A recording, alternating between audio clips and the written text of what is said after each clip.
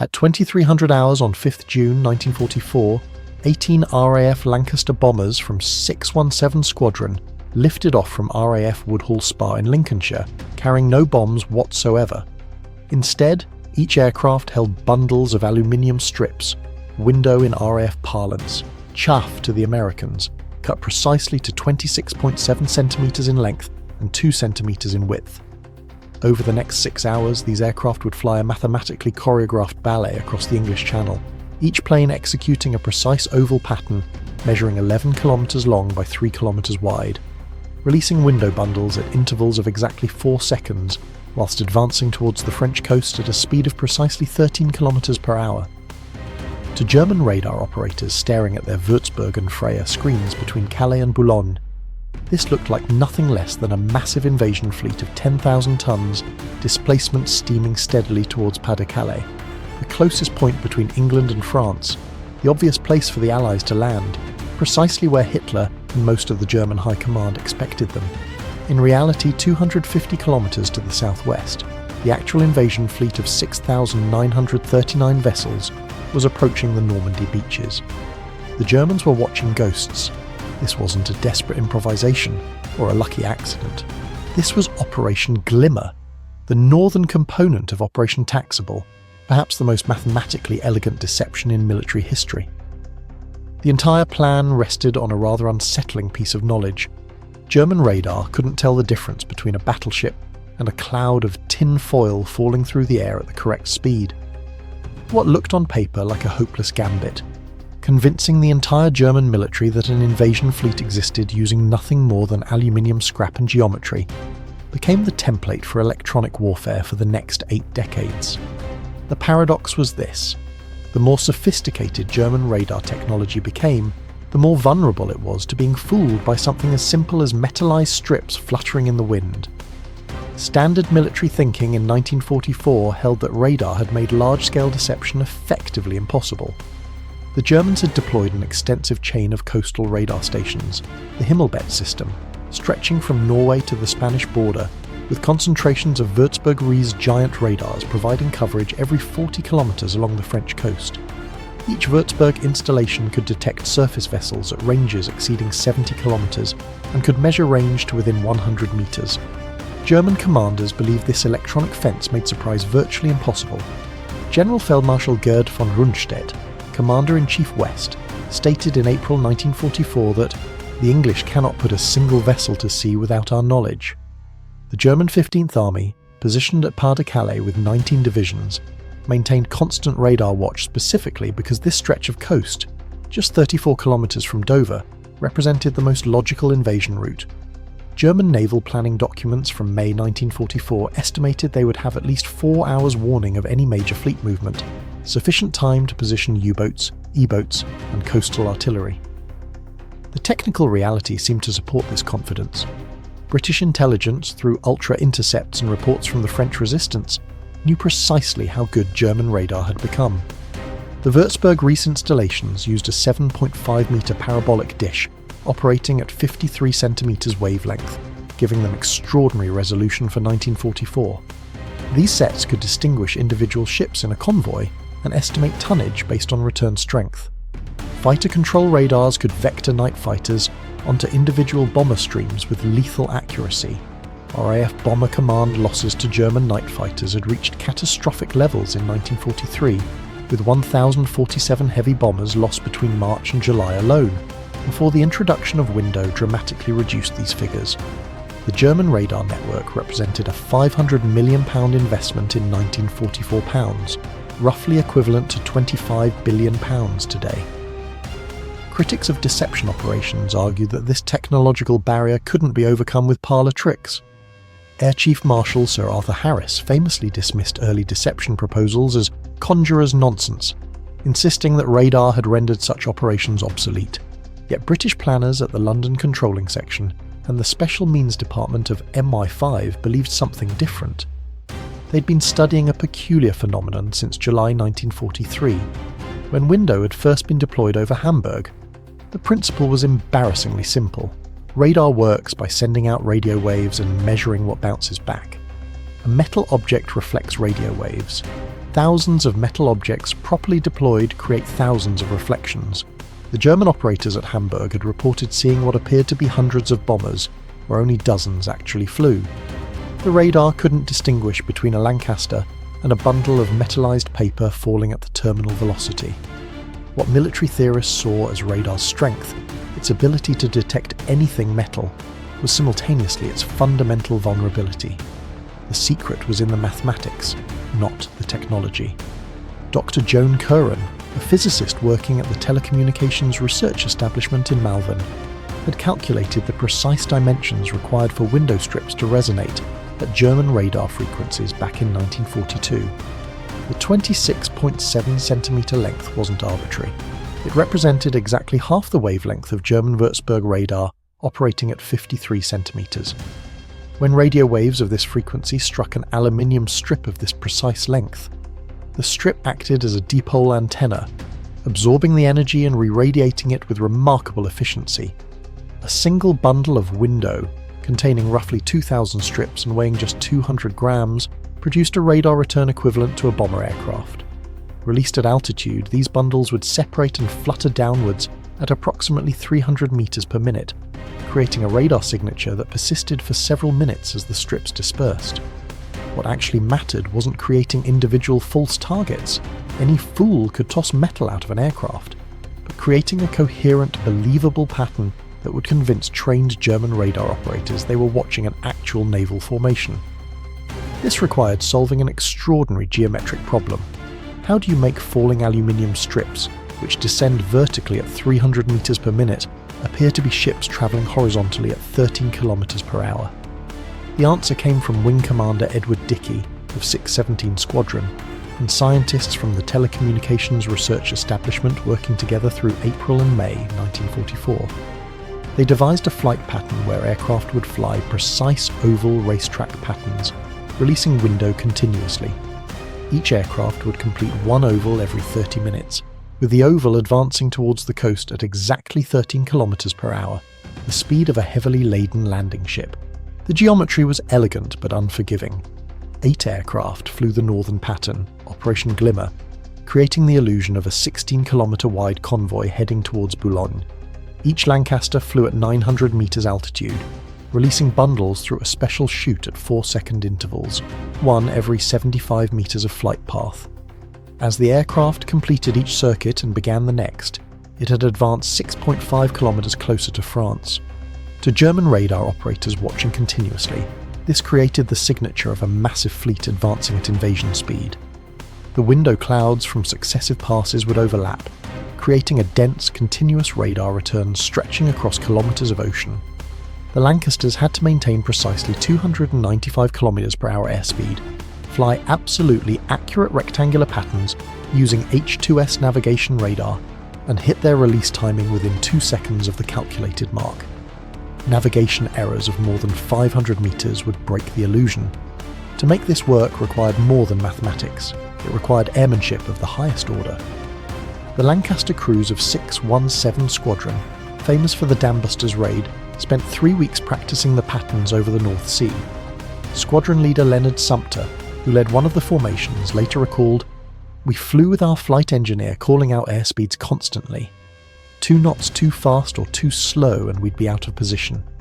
Meanwhile, the wireless operator was shoving window bundles down the chute like a factory worker, watching his stopwatch. 4 seconds. Bundle. 4 seconds. Bundle. For 6 hours straight.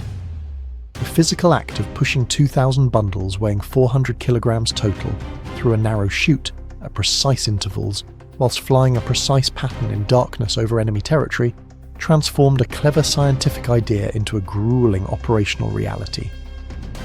The window bundles froze solid at altitude. Crew members wore thick gloves and still ended the mission with bleeding hands from handling metallized paper in sub-zero temperatures. At 2:30 hours on D-Day morning, the German 15th Army radar station at Cap d'Antifer, 15 kilometers north of Le Havre, detected what appeared to be a major fleet formation 35 kilometers offshore. The contact measured approximately 16 kilometers wide and appeared to comprise vessels of significant tonnage based on the strength of returns.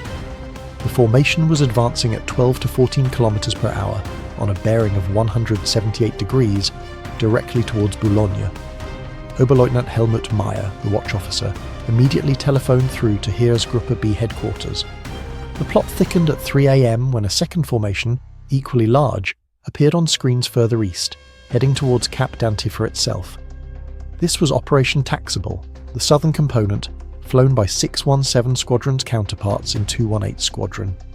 Both Phantom fleets advanced with mechanical precision for the next 3 hours. The German response demonstrated that the deception was working perfectly, perhaps too perfectly.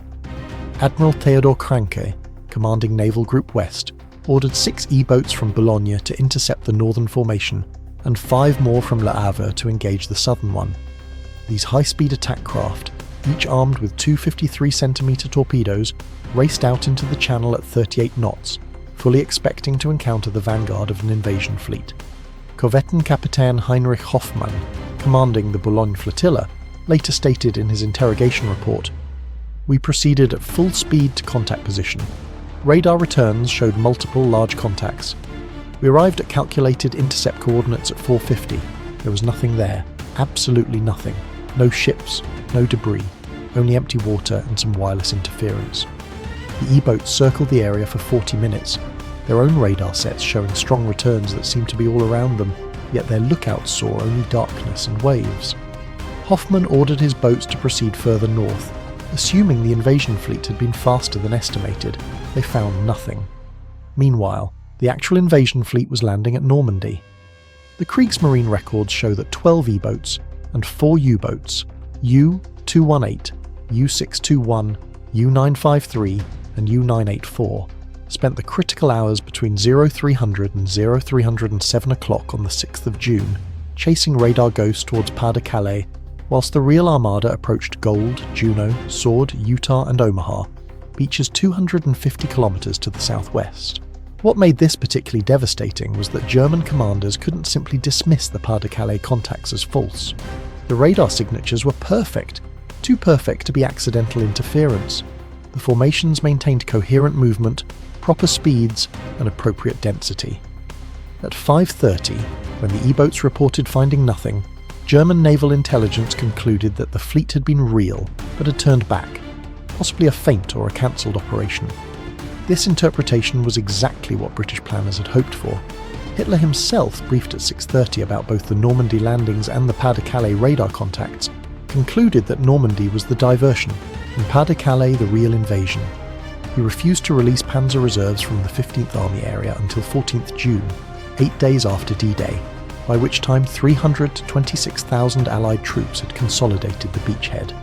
The after-action reports reveal the full scale of German confusion. The 15th Army maintained full alert status throughout 6th June and 7th June, keeping 19 divisions in position to repel an invasion at Pas-de-Calais that never came. General Oberst Hans von Salmuth, commanding the 15th Army, wrote on 7th June. The radar contacts of 6th June remain unexplained. All evidence suggests a major fleet operation occurred, yet no physical contact was made. Either British countermeasures have reached a sophistication we did not anticipate, or they possess the ability to withdraw entire fleets invisibly. German naval headquarters in Paris compiled a report on 10th of June, listing 24 separate incidents of U-boats and surface craft detecting large fleet formations on radar that vanished upon investigation. They concluded correctly that the British had developed an effective method of creating false radar targets, but couldn't determine the mechanism or, crucially, couldn't determine which radar contacts were real and which were phantom. Operation Glimmer didn't work in isolation. It formed the centerpiece of an interlocking system of deceptions that exploited every German intelligence gathering capability. Whilst the Lancasters created phantom fleets on radar, 16 small boats from the Royal Navy's coastal forces supplemented the illusion at sea level. These vessels, motor launchers and gunboats, sailed parallel to the bomber patterns, towing 9-metre-long balloons equipped with radar reflectors. Each balloon reflector assembly, designated the Type 91 naval decoy, produced a radar signature equivalent to a 3,000-ton vessel. The boats maintained wireless silence, but occasionally transmitted brief encoded messages using the call signs of actual landing ship, tank LST vessels known to German signals intelligence. The boats also fired star shells and deployed smoke floats, creating visual evidence of a fleet that sailors on E-boats could glimpse briefly through darkness and haze without getting close enough to realise they were seeing balloons and flares rather than destroyers and landing craft. The deception extended into the electromagnetic spectrum in ways German intelligence never fully unravelled. RAF Bomber Command flew diversionary raids against Luftwaffe airfields in the Pas-de-Calais region, precisely timed to coincide with the Phantom Fleet's approach, suggesting the fleet had brought its own air cover. Simultaneously, British signals intelligence units in Kent transmitted hours of fake wireless traffic, mimicking the radio chatter of an invasion fleet. Course changes, formation adjustments, anti-submarine alerts, and weather reports. These transmissions used proper naval codes and call signs, taken from genuine intercepts of previous convoy operations. German listening posts recorded 38 hours of this traffic between the 5th and 7th of June. Signals intelligence analysts in Paris identified 17 different Allied vessels from their transmission patterns, including 3 destroyers, 12 landing ships, and 2 headquarters vessels. None of these ships were near Pas-de-Calais. Most were either in Portsmouth Harbour or approaching Normandy. What critics of the operation had never understood was that it wasn't enough to fool radar. You had to fool the entire German intelligence apparatus simultaneously, because each system would check the others. Radar operators who saw massive contacts would look for radio traffic from those ships. Signals intelligence units intercepting radio traffic would check radar for confirmation. Naval observers would look for visual evidence of what radar and signals intelligence reported. Only by coordinating deception across all channels could you create something convincing enough to divert an entire army. The London controlling section spent 3 months rehearsing the timing. The window dropping patterns had to coincide precisely with the wireless transmissions, which had to align with the visual displays from the decoy boats, which had to match the timing of the diversionary bombing raids. A single misalignment. Window dropped, whilst wireless traffic suggested the fleet was still further north, or visual pyrotechnics launched before radar showed contacts, would expose the deception. The technical synchronization required innovations that became standard practice in electronic warfare. Each Lancaster carried a wireless receiver tuned to a BBC frequency that transmitted time signals synchronized to Greenwich Mean Time within 0.1 seconds. The window droppers in each aircraft used these signals to coordinate their 4-second release intervals, ensuring that bundles from multiple aircraft hit the water in patterns that created coherent radar returns rather than random clutter. The decoy boats received the same time signals and used them to coordinate their movements with the bomber patterns above. The wireless deception units in Kent worked from minute-by-minute scripts prepared weeks in advance, specifying exactly when to transmit which messages to create the impression of a fleet progressing through a coordinated invasion plan. This wasn't accidental. British intelligence, through ultra-decrypts and interrogations of captured German officers, understood precisely how German decision-making worked. The Wehrmacht placed enormous faith in technology, particularly in radar, because German engineering culture valued quantifiable technical data over human intelligence. A report from a spy or a resistance fighter might be dismissed as unreliable, but radar contacts were treated as objective facts. British planners exploited this cultural bias ruthlessly. They knew that if they could make their deception appear on German radar screens, German commanders would believe it more readily than they'd believe eyewitness reports contradicting the radar data. The principle went deeper than mere technical trickery. German military doctrine in 1944 was shaped by their experience of Allied capabilities. The British and Americans had demonstrated the ability to assemble enormous fleets. The Sicily invasion in July 1943 had involved 2,590 vessels, the largest amphibious operation to date before D-Day itself.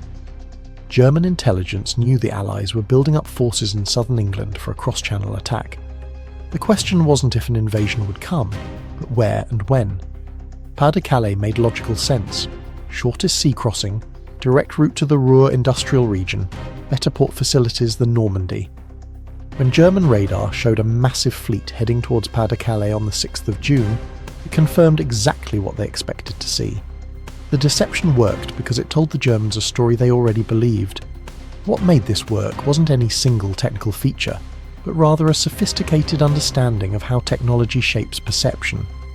Dr. Reginald Jones, Head of Scientific Intelligence at the Air Ministry explained in a 1946 lecture, "We didn't fool German radar. We understood that radar operators don't watch screens in isolation.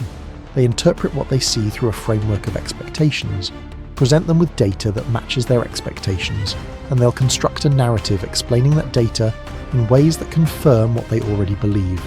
The window created the data. German expectations created the Phantom Fleet." This insight, that technological deception succeeds by exploiting human psychology rather than technical limitations, became foundational to electronic warfare. The German post-war analyses revealed how completely this psychological dimension dominated their response. Vice Admiral Friedrich Ruger, Rommel's naval advisor, wrote in his memoirs, "The radar contacts on the 6th of June appeared credible because every other indicator suggested an invasion was imminent. The wireless traffic, the air activity, the weather conditions, all pointed to an invasion. When radar confirmed it, we never questioned whether radar might be deceived. Our technical services had told us radar couldn't be fooled by simple countermeasures. We trusted our technology more than we trusted our own eyes." This confession highlighted the central paradox. The more sophisticated German technology became, the more dependent German commanders became on technical intelligence, and therefore the more vulnerable they became to technical deception. Operation Glimmer established principles that defined electronic warfare for the next 80 years. The concept of creating false targets through electronic means became standard doctrine. During the Cold War, Soviet and NATO forces developed increasingly sophisticated variations on the window concept, from corner reflectors towed behind aircraft to create false bomber formations, to electronic jammers that could generate phantom squadrons on radar screens. Modern stealth aircraft use exactly the opposite principle, reducing radar returns rather than amplifying them. But the fundamental insight remains identical. Radar shows what radar can detect, not necessarily what's actually there. The mathematical precision required for Operation Glimmer became the template for drone warfare and autonomous systems decades later. The ability to coordinate multiple platforms, aircraft, boats, and transmitters to create a coherent deception required the kind of precise timing and navigation that would later enable GPS-guided weapons and coordinated drone swarms. The lessons learned about synchronization, timing, and pattern generation in 1944 directly influenced the development of precision-guided munitions in the 1970s and network-centric warfare in the 1990s. Wing Commander Dickey's oval flight patterns, calculated to create the illusion of horizontal movement from vertically falling objects, represented an early form of synthetic aperture radar, generating a virtual antenna through the movement of a real one that wouldn't be fully developed until the 1960s. The operation also demonstrated that low-technology solutions, properly applied, could defeat high-technology systems.